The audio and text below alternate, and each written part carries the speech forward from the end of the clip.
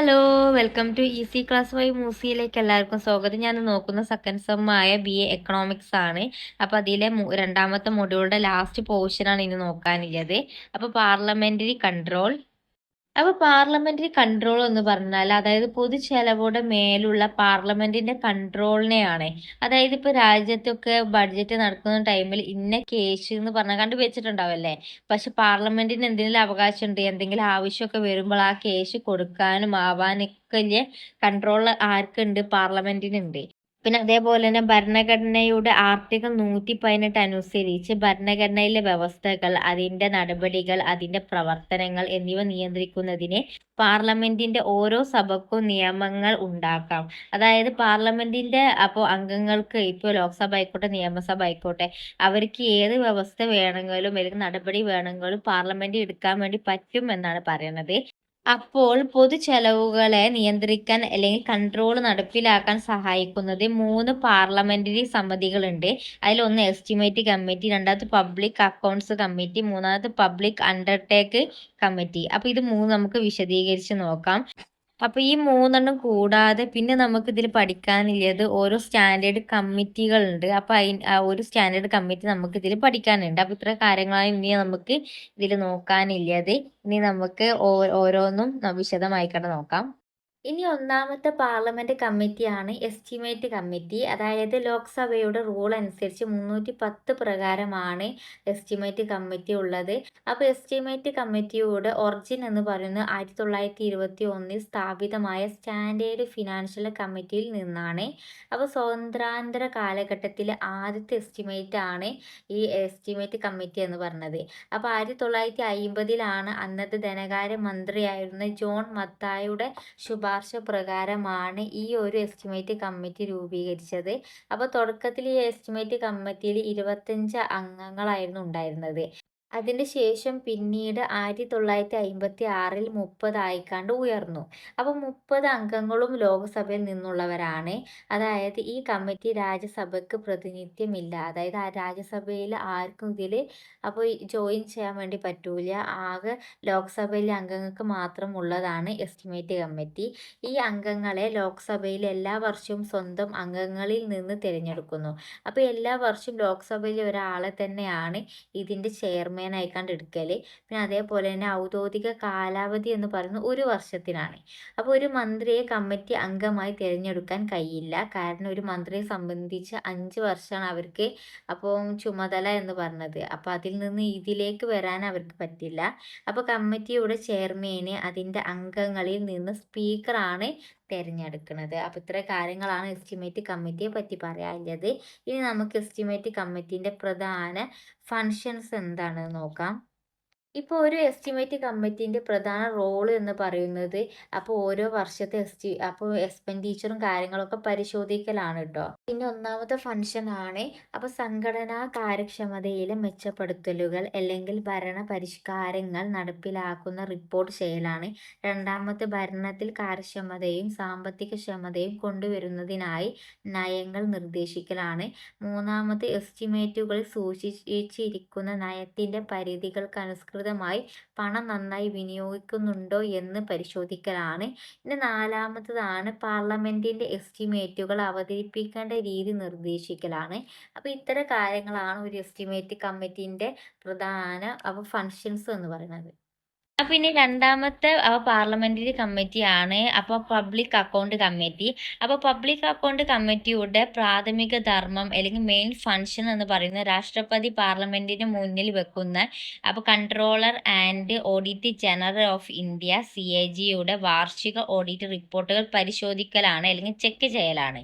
അപ്പോൾ ഈ ഒരു കമ്മിറ്റി അതിൻ്റെ പ്രവർത്തനങ്ങൾ CAGയുമായി സഹായിക്കുന്നു. പിന്നെ അതേപോലെ തന്നെ CAGന്റെ എല്ലാ കാര്യങ്ങളും പ്രവർത്തിക്കുന്നത് ഈ ഒരു പബ്ലിക് അക്കൗണ്ട് കമ്മിറ്റിയാണ്. സഹായിക്കുന്നതും പ്രവർത്തിക്കുന്നതുമായിട്ടാണ് CAGന് എല്ലാ കാര്യത്തിലും ഹെൽപ്പ് ചെയ്യുന്ന ഒരു കമ്മിറ്റിയാണ് പബ്ലിക് അക്കൗണ്ട് കമ്മിറ്റി.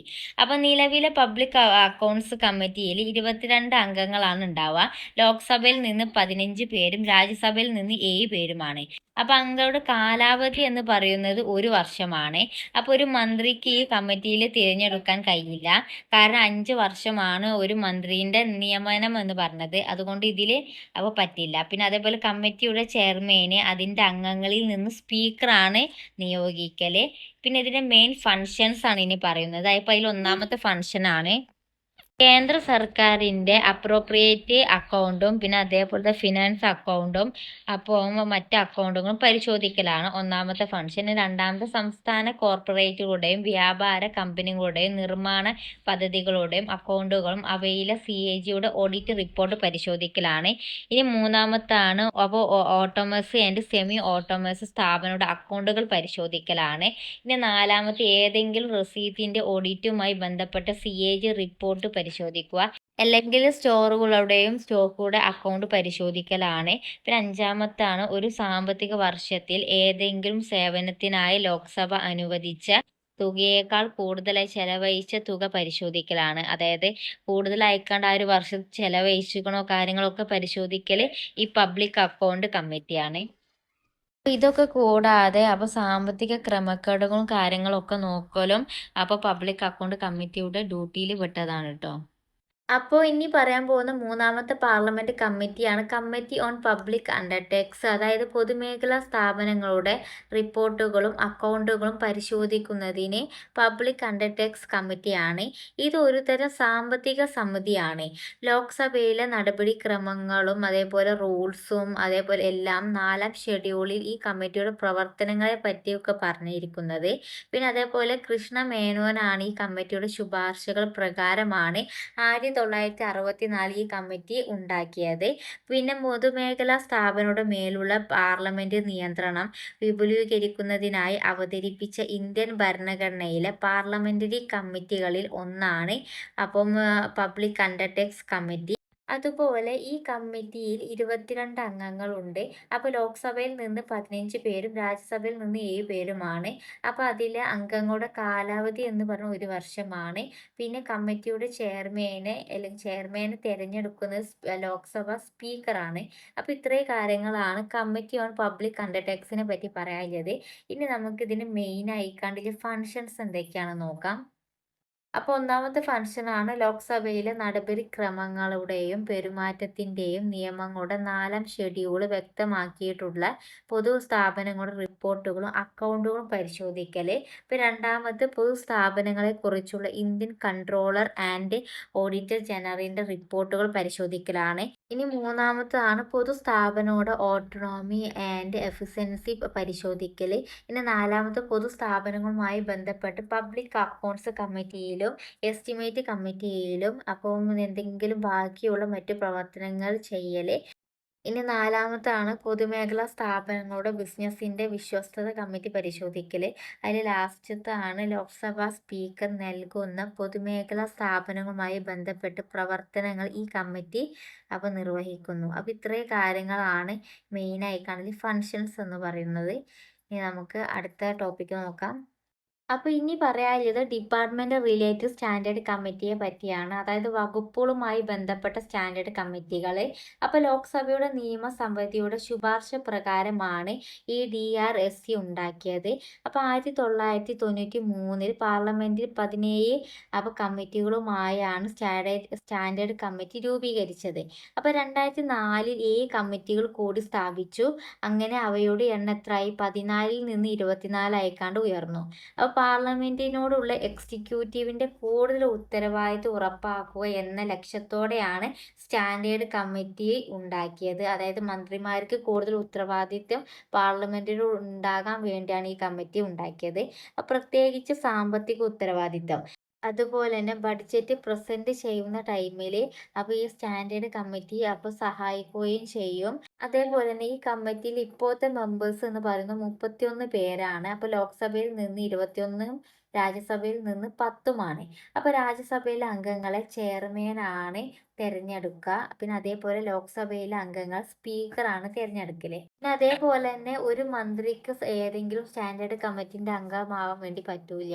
ഇനിയിപ്പോൾ അഥവാ ഇപ്പോൾ മന്ത്രി ആവുന്നതിന് മുമ്പ് ഒരു സ്റ്റാൻഡേർഡ് കമ്മിറ്റിന്റെ അംഗമാണെങ്കിൽ തന്നെ അവിടെ വെച്ചുകൊണ്ട് സ്റ്റാൻഡേർഡ് കമ്മിറ്റി നിർത്തേണ്ടി വരും. പിന്നെ അതേപോലെ ഓരോ സ്റ്റാൻഡേർഡ് കമ്മിറ്റിയുടെ കാലാവധി എന്ന് പറയുന്നത് അത് തുടങ്ങിയതിന്റെ 1 വർഷമാണ്.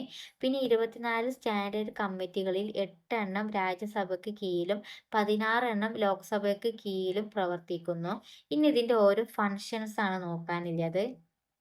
അതിൽ ഒന്നാമത്തെ ഫംഗ്ഷനാണ് അപ്പോൾ മന്ത്രാലയങ്ങളോടും വകുപ്പുകളോടും ധനസഹായം ആവശ്യം ലോക്സഭയിൽ ചർച്ച ചെയ്യുന്നതാണ്.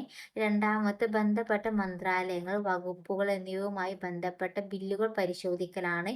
മൂന്നാമത്തെ മന്ത്രാലയങ്ങൾ, വകുപ്പുകൾ എന്നിവയുടെ വാർഷിക റിപ്പോർട്ട് പരിശോധിക്കൽ. ഇനി ലാസ്റ്റത്തെ പോയിന്റാണ് സഭയിൽ അവതരിപ്പിക്കുന്ന ലോങ് ടേം പോളിസി പരിശോധിക്കലാണ്. അപ്പോൾ ഇത്രയും കാര്യങ്ങളാണ് അപ്പോൾ ഇതിൽ പറയാനുള്ളത്. ഇനി നമുക്ക് മൂന്നാമത്തെ മൊഡ്യൂൾ അടുത്ത ക്ലാസ്സിൽ സ്റ്റാർട്ട് ചെയ്യാം.